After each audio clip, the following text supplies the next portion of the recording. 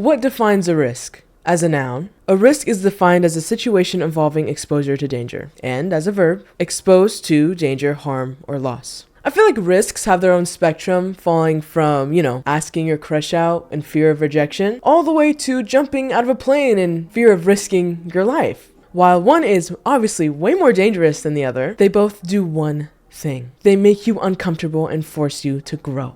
Then what defines being comfortable? Besides the obvious definition of being relaxed and at ease, being comfortable can also be defined as being free from stress or fear and being free from financial worry. And going back to the definitions of risk, one of the definitions literally states the possibility of financial loss. When was the last time you took a risk, babe? Did you tell your crush that you like them? Did you quit a dead-end job because you just knew that was the right thing to do? Express yourself knowing that people would change the way that they feel about you after? When was the last time you were uncomfortable? And you're probably thinking, Annaje, I don't want to be uncomfortable. I'm very comfy where I am and I will be here for the rest of my life. Okay, babe. Okay, I'm here to tell you that risks are very beneficial. Why? Risks make you uncomfortable, and being uncomfy forces you to grow. If you are stuck in the same situation and you are living your life, which is fine, some people do that. That's just how people end up being. That's just how they end up living their life. That I'm not here to tell you that there's something wrong with that, but I'm here to tell you that you will not grow if you stay comfortable. And while I define these risks, obviously there is again a huge spectrum. Back in 2022, ooh, jeez, 2022 is 2 years ago. The pandemic was 4 years ago. Can you believe that? Anyway, whoa. From 22 and before, I never did anything with my hair, right? I'd have hair up to here. I had long hair. I've never dyed it before. I've never done anything. The only thing I've done crazy was dye it black, even though you're probably your hair is already black. No, it's dark brown, and yes, there is a difference. I decided to cut my hair. I got a wolf cut, of course. Back to my other video, of course I have a wolf cut.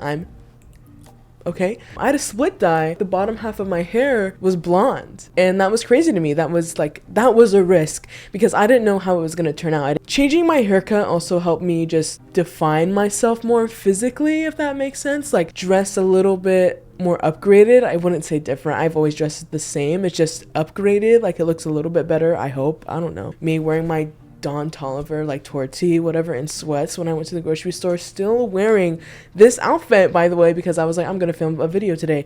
It is 11:20 p.m. and I went to the grocery store at 2 p.m. today.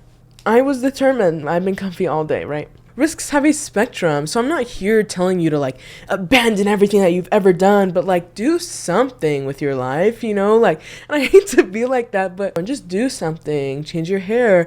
If you're a man, paint your nails, because nail color doesn't define your sexuality, and I think that's stupid that people think that. Live your life, babe. Why are you letting people dictate anything that you do? For example, my brother is a man.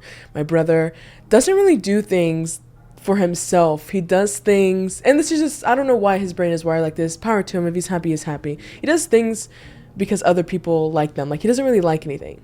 He told me once, and please don't ever have this mindset. I think this is a bad mindset to have. He asked me, what's your dream car? My dream car? Babe, a Mustang. Specifically a 1977 cherry red Mustang, white stripe down the middle, off-white seats. But I will take any Mustang. I'm a Mustang girly. And before you come at me and say, those are bad cars, I know that they are bad cars. I like them, and that's my dream car because that's what I like.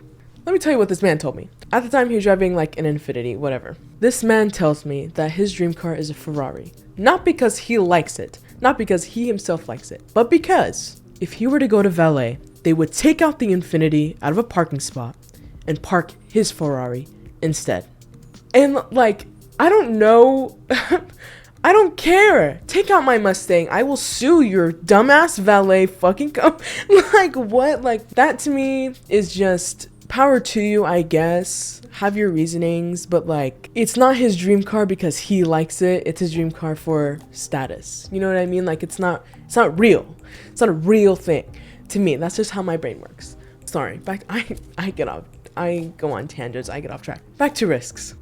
do something different, you know, paint your room in fear that it might look bad, you know, take a risk and invest in something, maybe start a little like Shopify business that I kind of want to do because I'm unemployed. And we're gonna get to that point actually right now. Let's get to the steak, okay? In the near future, I do want to make a video talking about what it was like working at Disneyland, but for this video, I'm gonna tell you this about Disneyland. My last day working at Disneyland was December 23rd, 2023. 2 weeks prior, I put my 2 weeks in because I was demoted. Allegedly, I did something wrong that I really don't think was wrong, and everybody else allegedly didn't think that this was wrong either, so I put my 2 weeks in. But before you go, you're just gonna put your 2 weeks in just because of that? No. There's layers to this story. Not me looking in the viewfinder again. We've been over this, baby. I can keep eye contact. I just need a second. Okay. Back in July. Oh my god. There's an ad? That scared the fuck out of me. I even want to play this anymore. Hold on. Oh my god. So much happening. Side note, love Mob Psycho. Oh my god. Anyway. Allegedly. Okay. Back in July, I visited my friend Halo. I love Halo, by the way. I visited my friend Halo in Chicago. I've been friends with Halo now for 2 years. Since being friends with them, I've always talked to them about how I've wanted Moldavite. Yeah. Yes. I never got it from them. They were always telling me that they had an extra piece that they wanted to give me, but like in that 2-year span, it took 2 years to get it to me, like a year and a half to get it to me. Long story short, I went back home with Moldavite. The way that I have it in my pocket is crazy. I'm a crystal girly. We've been over this. I'm so serious. You see my babies right there? Like that's only some of my babies. I need to do like, I'm gonna pan a shot of like how many crystals I have. Oh my god, it's getting out of hand. It was my birthday recently and my friend just got me a bunch. I'm gonna set these babies right here. They're in a baggie. Yeah, they're in a baggie. They're a specific bunch. Anyway, they gave me this little tiny piece of Moldavite, okay? Let's go through a brief summary of what this crystal has made me do, think, whatever. At the time I was dating somebody, quickly stopped. I was very convinced that this person was gonna be my partner after. No.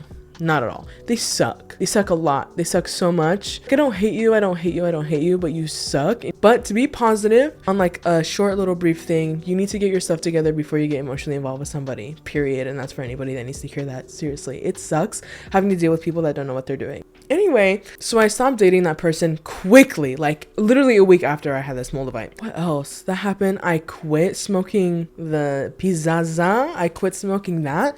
I got 5 months off of it, and then recently for my birthday, I did celebrate, but the goal was to get rid of an addiction, and I did. Yay me, good job. And come to the steak and potatoes, the main meal. It made me want to quit my job so bad. Like I don't think you understand. I wanted to quit so badly, and I just kind of pushed it off to the side. I was like, you know what, like no. And also like down the line, I don't know if you know who Dreamer Isioma is. Oh my god, I love Dreamer Isioma. Dreamer Isioma was my second most listened to artist this year, on top of Donnie T. Right on top of Dante. I did a photo shoot with my second most listened to artist on Spotify, which was crazy. And I'm sitting here making a YouTube video for my YouTube channel to get that off after I quit my job. Here's why I quit my job. I worked where, hold on. Let me get you a physical example here. I used to work at Salvi's workshop in Disneyland, and I'll say it to be annoying, Star Wars Land. I used to work in Galaxy's Edge. I used to help people make lightsabers. What a fun job. Am I right? I remember people would always look at me and be like, you have the best job, period. It is such a good and fun job. And I'm gonna just wrap it up in a little bow because I don't want to get sued for whatever, but like working at Salvi's was great. I met a majority of my friends through there, and I loved working in it. It was my favorite thing to do at Disney. I worked 40 hours a week. I was full-time, not pursuing the things that I wanted to pursue, and in there it was just fast-paced. It was a really high-stress environment, all that type of stuff. There was a point where it was just really chill and fun, and that's why I liked it the most, but then like my passion for it and my love for it really died down, and that was one of the reasons why I wanted to quit. I was wasting I remember I was talking to one of my managers. There was two instances with two managers, and not negative, just like conversations that I was having with them, right? I'm sorry if I keep looking into the viewfinder. I'm just starting out being a YouTuber. Let me live. Remember, this just makes me remember, I think there was a Tana Mojo video years ago where she kept saying oh my god, I need to stop looking into, oh my god, need to stop looking into the viewfinder. Me as hell, me as fuck. Me asf. Right now, me asf. I was talking to one of my managers, and I got scheduled something incorrectly, and what I got scheduled was being a trainer. I'm not a no, I don't have the patience to be a trainer. I have the patience to be a lead, which I was a lead, but no patience to be a trainer. And she told me, she was like, maybe in a couple years you would want to be a trainer. You think I'm gonna be here for a couple years? Girl, you think I'm gonna be here for a couple years? That was the first thing. And this was after the Moldavite. This was in the midst of me, like, this conversation started me being like, oh my, I have to leave, like, ASAP. Like, I have to go. Like, this conversation that I had with her was like the first thing that made me be like, I can't be here for this long. This is insane. Just her like saying, you're gonna be, maybe in a couple years, maybe in a couple years. Maybe in a couple years. You think I'm gonna be here for a couple years? This isn't my forever. This isn't gonna be my forever. Oh my God. There was like a month, or I don't know if it was the same month or a month later. Like, time doesn't exist to me. Like, it doesn't exist. I'm talking to a different manager. I just got done with my like year. Like, Disney does a lot of stuff for cast members, which is great. They like to celebrate you a lot. So I was getting celebrated for being there for a year, but they do their celebrations late and then whatever. So she was like, oh, like, how long have you been here for? And I said 1 year and 7 months. And she goes, oh yeah, almost 2 years. Babe, almost 2 years. That freaked me out. Why? That would be 2 years of me spending my time not doing anything for myself and for my future and for my goals and for my dreams and for my passions and for myself. I've worked a job since I was 17. I've had 3 jobs. I worked at a family mom and pop pizza shop. It was my first job. I worked at Rite Aid. I will make a video on that job. Oh, I hated that job. I hated it. And Disney was my last job. Working at 17 because I have not been blessed. I do not have the privilege of money at my disposal. And you're probably looking like, oh my God, you have 2 monitors and you have a PC and I bought in this desk and this microphone and this camera and this lens and this light and this light. I bought in this chair. I bought this keyboard, all this. I purchased myself from working. I bought all this for myself. My parents do help me, give me a roof over my head, and I will always have food in front of me. There is no denial. But this was for me. And those curtains were not for me, but everything else that you're seeing in this frame, I bought myself. Everything. And I'm very proud to say that. So I don't want to like sound like a hypocrite because I'm not, but like I worked for this. It wasn't just handed to me, you know, like I worked for everything that I have behind me and it took a very, very long time. I did photography for now like 7 years, but like I was doing it all the time. I got invited to LA Fashion Week at 17 and Complex Con. Complex Con didn't go through, but LA Fashion Week, I didn't go because my mom didn't let me go. Not because anything else, because my mom did not let me go to LA when I was 17. Okay. All that passion and drive died. Why? Because of capitalist America. Because of corporations, because of work, because like I was spending so much of my time. Like that pizza mom and pop shop was part-time, and then in 2021 I quit that job. By the way, I quit all my jobs. I never got fired. I've never took the time to do this, to try. I'm still young. I just turned 22. Like I am so grateful to be put in a position where I can quit and I can pursue this again.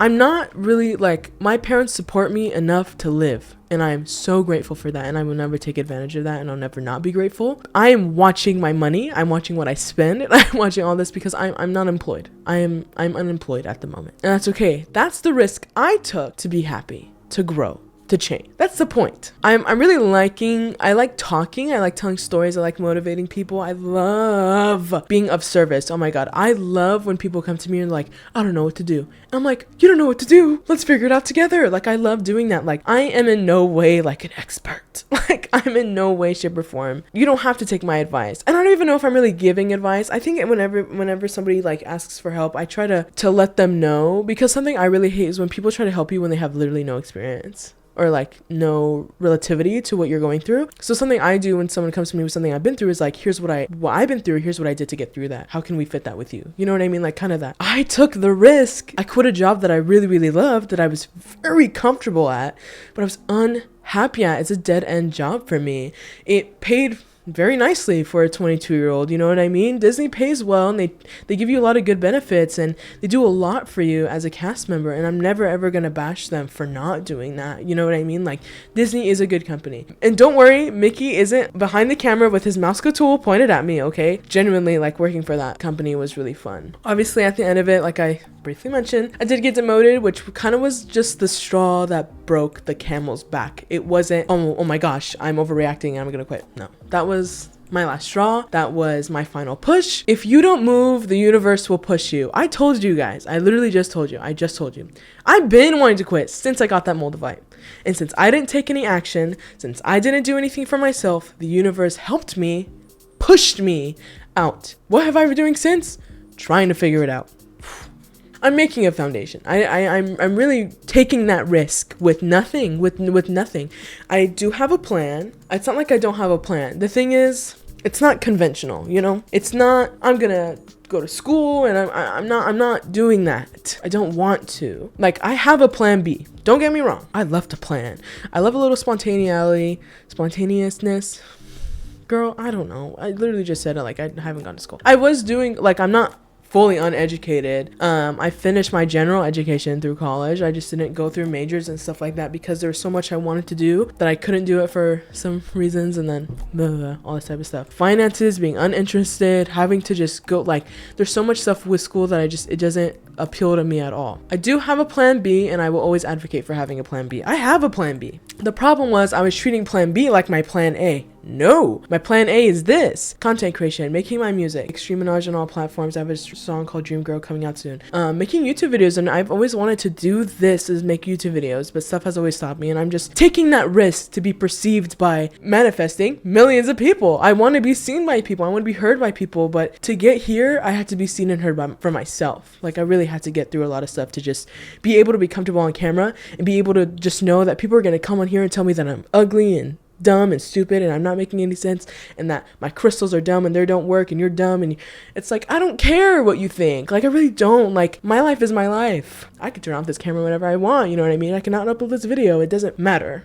Nothing matters. This is kind of a weird thing that motivated me, but also kind of just put me in the mindset of like F it, like, really, who cares? People my age, and I hate when people are like, Gen Z's lazy. We're not lazy. We have nothing to work towards. Nothing. We have nothing to work towards. People are working 2 jobs, 80 hours a week, 60, 80, whatever hours a week. Not being able to afford to live the way that you were able to live when you were making minimum wage back in, you know, when you could buy a house for 4 nickels, dude. Like, come on. People are working 2 jobs and working an unbelievable amount of hours a week, and they can't afford to live. What?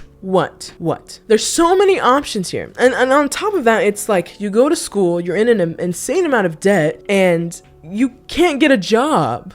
I'm going to be transparent with you because this is public knowledge. You can go and apply to Disney and it'll tell you how much of a wage you'll make. At Disney, as a lead, like, the premium top money that I was making was like $21.75. Okay? There are so many jobs that pay that or less that you need a bachelor's degree for. Why am I, somebody that's making toys, lightsabers, getting paid more than somebody that is in so much debt with an education that is way more useful than whatever, and not making as much as me?